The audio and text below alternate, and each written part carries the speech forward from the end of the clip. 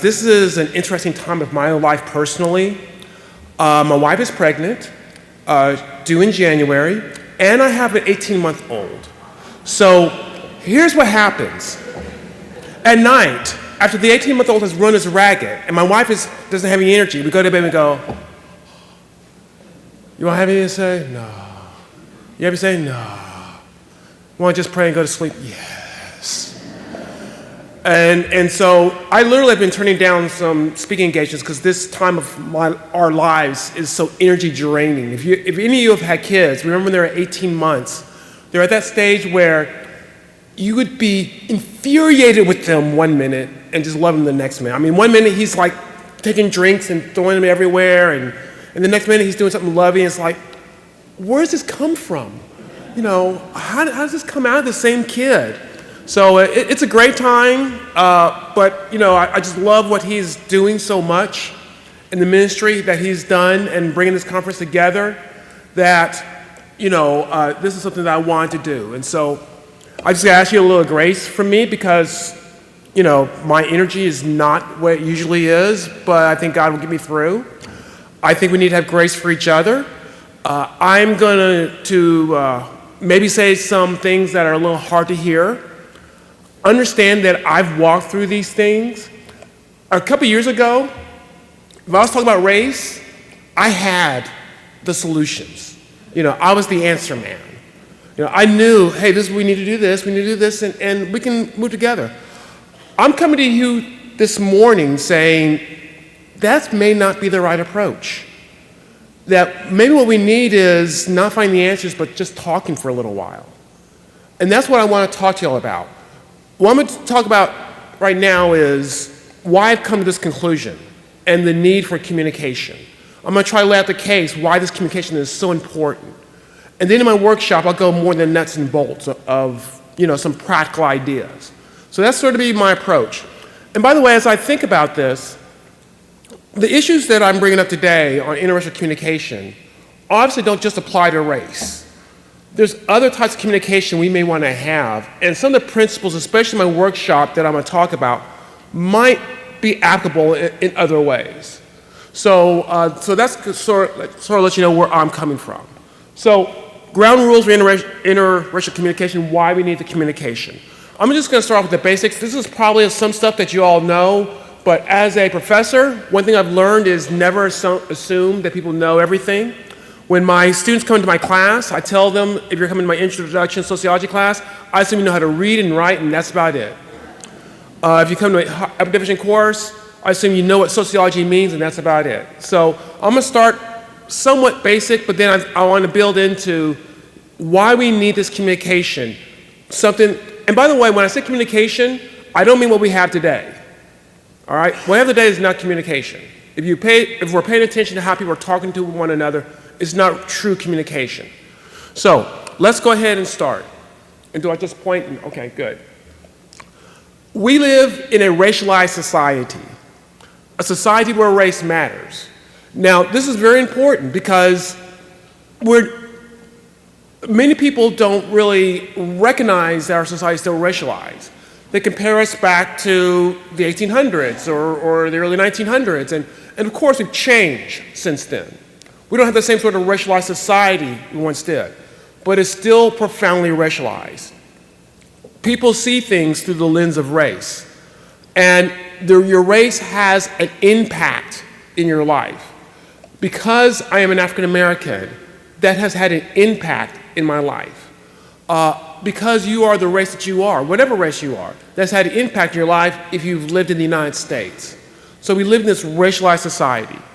There are a couple of contrasting views on race. The first view is that racism is something that is overt and only done from one individual to another individual. This is the idea that if I treat someone badly because they're not black, then that is racism. However, if something just happens and something bad happens to someone who's not black, and I may have participated in it, but I didn't intend to hurt them, that's not racism. The second view is that racism is structural as well as individualistic, and that social institutions can perpetuate racism even when the individuals do not intend to be racist. Okay? These are when individuals talk about institutionalized racism, how racism is institutionalized in rules where you don't have to intend to be racist. All right, generally speaking, the first definition is one that whites tend to have. The second definition is one that people of color tend to have. Now this is tend to, of course, this is not 100% one way or the other. But these are contrasting views of race, and it's how we shape how we're going to deal with racism in our society. Think about it this way. Look at this little triangle here. At the top is common American beliefs that we all somewhat share in common. And then towards the bottom triangle is whites and non-whites. And you can think of the whites as having that first view of racism, that's very individualized. As long as you're an individual not mistreating other individuals, you're not racist. The second one, the non-whites have the second view. And you can see as they go down the triangle, they move further and further apart. And these are the racial issues. So you can see that whereas there may be agreement for non-whites on certain American issues, on racial issues they go further apart. What are we in the church? Do we in the church bring people together, or do we push them apart? Well, what research shows us this is what happens. That there's common Christian beliefs, but when it comes to racial issues, whites in the church have even more individualistic issues than whites in general, and non-whites are even more likely to adopt the more structuralist interpretation of race than non-whites in general. In other words, in the church, we are further apart on racial issues than in the rest of the society. And now this is based, and I know these are triangles, and I don't have numbers up here. I mean, if you want, I can get you numbers. I can get you standard deviations and all that other stuff, but I've done that before and people just go to sleep. So, trust me, the numbers show this, that whites and non-whites in the church are further apart on racial issues than whites and non-whites in society. So as bad as it is in society as far as disagreement, now I'm not talking about violence, but as far as disagreement, research says it's worse in the church. And so if the church can be unifying, what are we going to do? Okay, I want to show two manifestations of how race and racial disagreement is playing out in our society. So let's go ahead and go to the next one. If you have Facebook, and if you're, anytime something happens, and if you have friends who are political at all, the arguments start happening. On the one hand, there's the Black Lives Matter movement. There's no getting away from the impact this movement has had as far as influencing the debate on race. And soon after Black Lives Matter became the hashtag, you begin to have All Lives Matter. Now, what I'm saying is that this is, once again, these two different ways of looking at race manifest itself this way. In the All Lives Matter manifestation, this is the manifestation that race is something that is individualistic. So if you can show that someone has targeted someone because they hate them, that's racism. The Black Lives Matter talks about structural elements that are impacting race as well. And so right now in our society, these are really easy ways to manifest the argument that is happening. Being who I am, I find myself in argument with both groups. For example, I'll have friends who will approach the All Lives Matter, and I'm trying to say, well, have you looked at this? And then the Black Lives Matter, then I'll say, well, have you looked at this? And what I've come to the conclusion is that there are issues with our current manifestation because ultimately, both Black Lives Matter and All Lives Matter had a secular origin. And now that secular origin, certain issues have arisen. Now, I'm not saying that Christians don't adopt these and use these manifestations. What I'm saying is that the origin is secular. And if we're going to move beyond this, we're going to have to be very, very introspective to see where this comes from. So, given that, I list some similarities that I see both groups in their approach. And part of this is just from observing what's happening in our society. Part of this is from talking to individuals who take one of these ideologies or the others. For example, both Black Lives Matter and All Lives Matter, and by the way, I'm putting them together right now just as examples of what's happening. I'm not equating them as far as value. I am saying that they both have certain issues that we need to be honest about. Both expect compliance to the ideology. They expect that individuals will comply with the ideology that they've put out. Both groups, my observation is they demonize those they disagree with. That there are certain stereotypes or certain images that they have of those who disagree with, they use to demonize. Most of the energy in the movement is towards what we call, our social science call boundary maintenance. And what we mean by that is we want to define who's in with us and who's not with us. So we put a lot of energy towards, are you with us? Okay, you're in our boundary. Are you not with us? You're casted out. Boundary maintenance is an incredible, if you really pay attention, you'll see a lot of energy towards that. Is this person with us or not? You see that. And it's also when, you also see it when these groups jump on individuals who seem to have violated a tenet of them.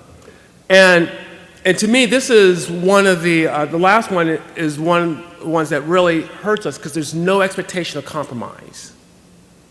A lot of these groups are pushing a zero-sum type of game.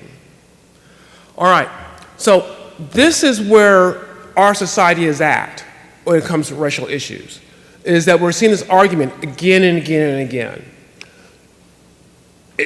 Needless to say, we're going to have more racial issues coming up. We're going to have more incidents coming up. I cringe now every time I hear about a police shooting or a police officer being shot, because I know that, boom, if the issue is just right, boom, it's coming all over again. And the argument and the headbutting just comes all over again. I joked about how tired I am from having the 18-month-old, and he does wear me out. But I'm also tired of the same racial conundrum we find ourselves in again and again and again. And I have to ask myself, is this what we're doomed to do? Is to keep fighting again and again and again? Because I don't see, I see people change their minds at the margins, but I don't see either one of these groups going away and banging heads again and again and again. So, this is where I, come to my faith, come to my understanding as a Christian to try to see, can we move beyond this? Now, I'm tired. I think that people are going to have to get tired before they're willing to move beyond it. And so, because I was tired of seeing this again and again and again, I abandoned what I used to talk about on racial issues. And I think that we have to go in a different direction, because what I was guilty of is some of what these people were guilty of. So if you feel that right now I'm stepping on your toes a little bit, understand that I've been all over my toes, and I'm a horrible dancer. Okay? I've been saying, hey, why don't you all do this and we can make progress? And I realized that I've been just as intrinsic as the groups I'm criticizing. So I just want you to understand that. So if you're feeling, wait, what are you saying? Understand, I've been there. And so that's what I'm talking about, grace. Maybe we need a little grace to understand that this is a difficult journey to have, but maybe what we've been doing hasn't been working. All right, so what's my Christian approach says? Well, I argue that both these approaches ignore a very vital element, and that's human depravity. That we as Christians believe that humans have a certain level of depravity. We tend to think about our needs before others. This contrasts, by the way, to what happens largely in academia. Largely in academia, I won't go too much into this, there's a notion of humanism, that humans are perfectible, That if we educate humans well enough, they will become perfectible, they will become self-actualized, and humans can do it on their own. They don't need God, they don't need anything like that. My Christian faith says the opposite is true. And I think I have a lot of evidence on my side if I look at human history, that human depravity is a better explanation for how humans act. Not that humans can't do good things, but how humans act than the other. So let's look at some scriptural backing for human depravity. And then, I have some verses up here. You can see Genesis 6:5. The Lord said that the wickedness of man was great in the earth, and every intention of the thoughts of his heart was only evil continually. Romans 3:10-11. None is righteous, no, not one. No one understands, no one seeks for God. 1 Corinthians 2:14. The natural man does not accept the things of the Spirit of God, for they are folly to him. And he's not able to understand them because they are spiritually discerned. The Bible is clear that left on our own, we tend to spin towards selfishness. We tend to spin away from God. When you live as long as I have, as God's blessed me to have at this point, you've seen examples of this too often. This does not mean that we can't do good things. It does mean that our inclination is not to just do good things, but to head towards depravity. Let me tell you, one thing having a kid teaches you about, is human depravity. I gotta talk about this. This morning, I got my son up, and my wife was gonna get up a little bit later so I could get off early, evidently not early enough. And I was making him breakfast. Now, my son's at a great age where he wants to be read to. And we want to read to him. It's great. But it's not great when you're trying to fix him breakfast and he is like grabbing your leg and he's pulling on you. And I'm trying to tell him, look, I know what you want right now, but what I'm doing for you is actually better because you're going to have food in your stomach. He had nothing to do with it. I started crying. The Terrible 2 started at 18 months because I think they have. And, so for about 5 or 10 minutes, I was fighting to make him breakfast while he was crying because he wanted what he wanted, and he wanted what he wanted right then and there. And I think that oftentimes we go to God and God, I want what I want right now. And God says, I have something better for you. You're going to have food in your tummy. No, stop what you're doing and read to me. Stop what you're doing and do this. And so I tell my wife, babies are great examples of human depravity. She doesn't like that, She says, babies are cute. And, my wife is the type that would go, oh, baby's cute. And I'm like, oh, it's a baby. Unless it's my own kid, of course, It's a baby, it cries, it whines, it's a baby. And she's more of, oh, babies are beautiful. And I said, no, they're great examples of human depravity. And she doesn't always like that much, although my son can get on her last nerve too, and then he'll do something cute, and she'll go, oh, it's the miracle of kids. Okay. R.C. Sproul talked about human depravity. I think that this is insightful, and he made the note that I did on humanism. Humanism considers human beings to be basically good. That basically, if we're good, and all we have to do is tap that goodness, and then everything, we'll end world hunger. We'll do all these wonderful, marvelous things. Christianity, though, teaches that sin has permeated the core of our life. That, yes, we do good things. Yes, we're not all evil and doing all these wicked things. But there is a sin that has penetrated the core of our lives. In fact, I find that as I get closer to Christ, that I become more aware of my failings. I was so confident how great of a Christian I was, like the day after I was saved. And I said, man, everything is new. I'm a new creature. And I was. I'm a new creature. And I was so confident on how, I was going to live this wondrous, virtuous Christian life. And as I've gone closer to Christ, one of the ways I grow is I realize my own failings and how they impact me. So total depravity is not utter depravity. We are not as wicked as we possibly could be.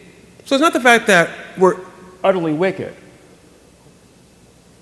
But radical corruption points to the core sinfulness of our hearts. In my quiet times, when I pray, and when God comes to me, there's wonder and there's majesty. There's also conviction. There's also the conviction that, I'm not all that I should be. And that is part of human depravity. What does this talk about race relations? Now we have to be honest. None of us are pure in heart when it comes to dealing with racial relations. No racial group is pure in heart when we're talking about race relations. Either we believe this or we don't. Either we believe in humanism, that we can perfect people, or we believe that there is a sin nature that has hurt us as we deal with others. This has important implications with race and with communications. All right, so sociologists and other social scientists talk about confirmation bias. And if you're talking about this with someone who's not a Christian and they don't buy in human depravity, bring up confirmation bias, because any social scientist who says confirmation bias is not real is a social scientist who's not studied it at all. Developed to suppress our interracial discussions. Confirmation bias basically is what I believe is true. I'm going to seek out evidence to convince myself that is true, and evidence against it, I'm going to dismiss. So if that sort of bias you have, whenever you're having communication, what are you doing? You're looking for evidence that what you believe is already true. Evidence that, and if you disagree with that person, that what they believe is already false. So this inhibits our ability to communicate with one another, because we're not really communicating, or most of the time we're waiting to put our argument back in there. Social media reinforces the view that we are right. At one point, people were talking about how social media is going to be this great thing, because it's going to open us up to all these different ideas. We'll all be on the, Facebook, or at the time it was MySpace, Twitter, and yes, I know. But you know what they're finding? Is that we start eliminating our friends if they disagree with us. And so, I'm not a computer genius by any stretch of the imagination. But I know that Facebook has an algorithm, and I know this because, when my wife was pregnant, we looked up diapers, and they went to the Facebook page and had all these ads for diapers. So they have this algorithm where they're producing stories for us about what we already are interested in. So if you are clicking on Black Lives Matter stuff, you're getting all the stories on Black Lives Matter and how great it is. If you're clicking on All Lives Matter stuff, you're getting all the stories on All Lives Matter and how great it is. So we become, unless you intentionally fight against it, and I do, you will get stories that only reinforce what you already believe. And so we're already, we have confirmation bias, and now Facebook is doubling down on that. Facebook, or, I don't do as much with Twitter or anything like that. I don't even know what Snapchat is, and I don't even know if I want to know. But we're already getting reinforced in our bias. So what happens is the boundaries between the different groups harden. And when I say you, I mean myself as well, we cannot we cannot understand how people can disagree with us. We're so right. Look, the stories show that we're right. My friends tell me we're right. How could anyone disagree with us? And so each racialized event becomes an opportunity to demonize and fight the outgroup. And that's what I've seen happen. Whenever there's a racial event, beyond the particulars of the event, beyond someone having been shot or killed, which is where ideally we would put our focus, becomes an opportunity to say, look how evil these people are, and that we are right. And under those sort of circumstances, given our nature of human depravity, how can we have interracial communications? And the answer is we really can't. I find it interesting when people say, well, we are talking to each other. And then I said, well, why don't you watch, pick your show, Fox, NBC, CNN, and watch people talk about the latest racial event. And then tell me, are they talking to each other or past each other? And anyone who's, had relationships knows the difference between talking to one another and talking past one another. If you don't learn the difference between talking past one another, then your relationship is not going to last very long.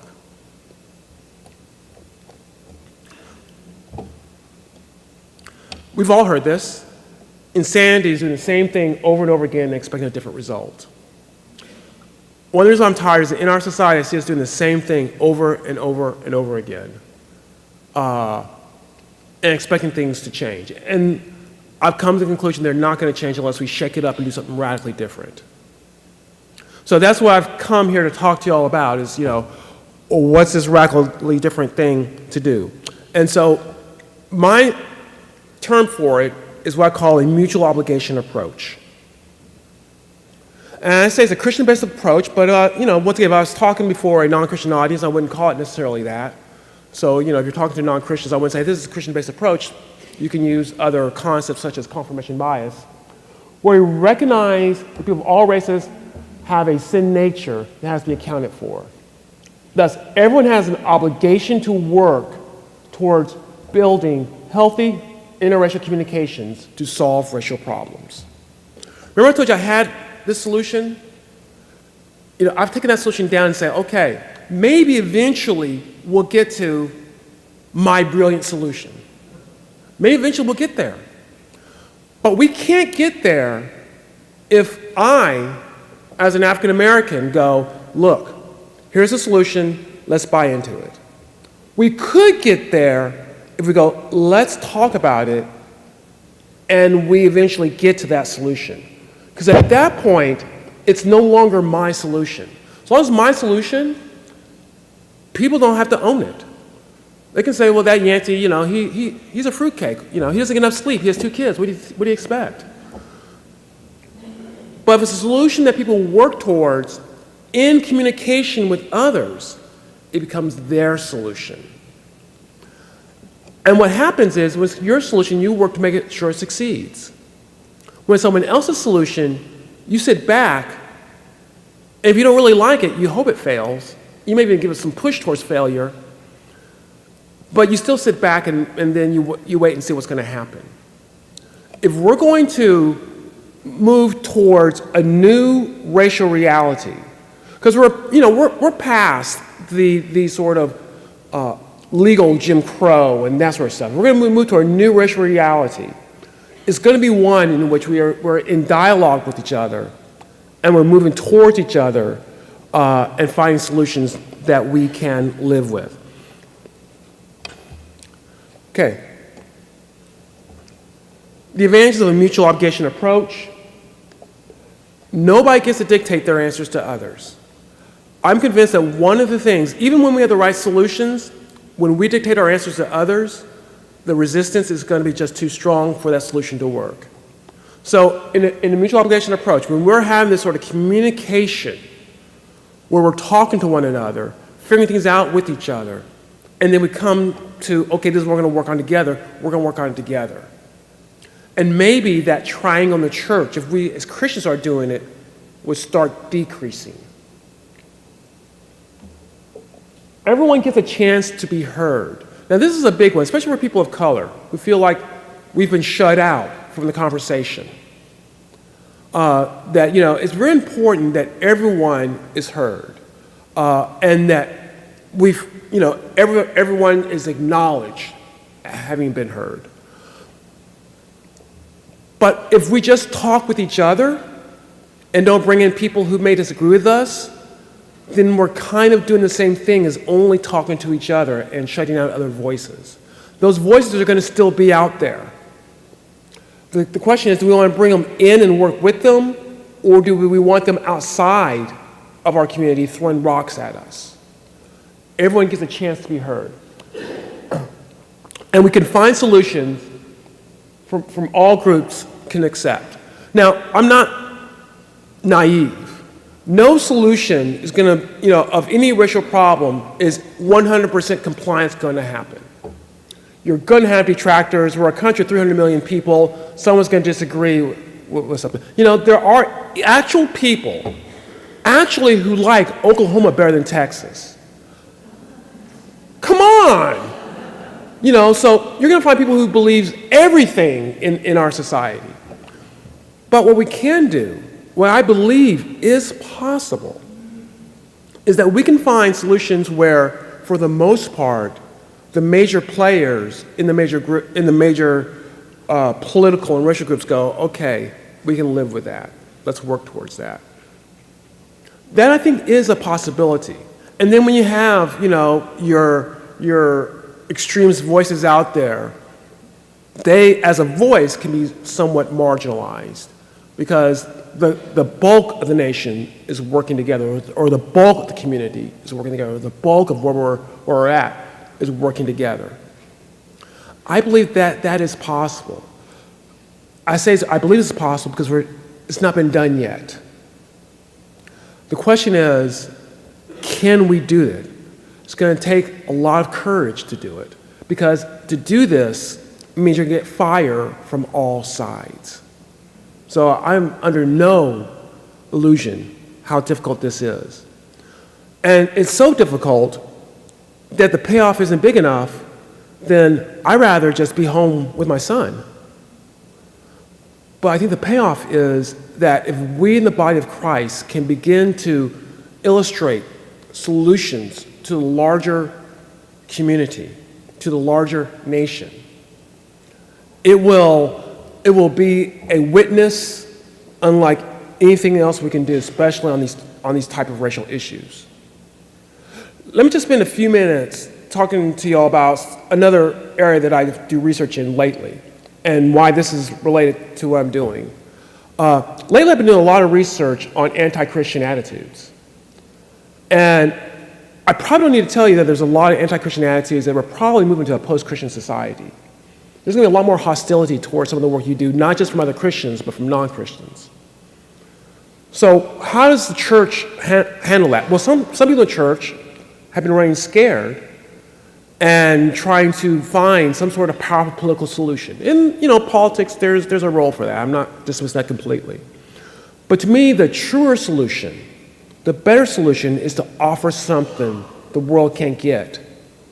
Offer something in the church they're not seeing outside the world. Having this sort of communication and working through the issues, these deep racial issues that we're seeing outside the world, that people are seeing on their news night in, night out. To me, that's going to be a better solution to move towards a post-Christian society than any sort of other political activism we can do, because the world will notice. The world will notice if we are having these sort of communications, and if we are finding solutions, and if we are learning how to get along with each other in ways that's not happening out there. So that's my challenge. That's my vision I have for us. Now, I've not gone into exactly how this is done just for the sake of time, but I am going to, in my workshop, go into nuts and bolts about this. I've stayed pretty general on this. But if this is sort of a vision that you might want to think about implicating, come to my workshop, and I make this offer, and this offer comes after April, because the first 3 months, my priority is my kids, my wife, sleep, and what little I can do on my job, because I gotta get paid. But after April, my wife and I talked about that after April, I'm gonna make myself more available to do speaking again. I'm not doing any speaking. Even Jimmy couldn't get me between January and April of next year, because I know what it's like those first 3 months. But after April, I'll make myself available to any group that wants help along those lines. So, because this is so important, so critical in the life of the body of Christ here in the United States, and I think in the life of those of us in the United States. Thanks for having me.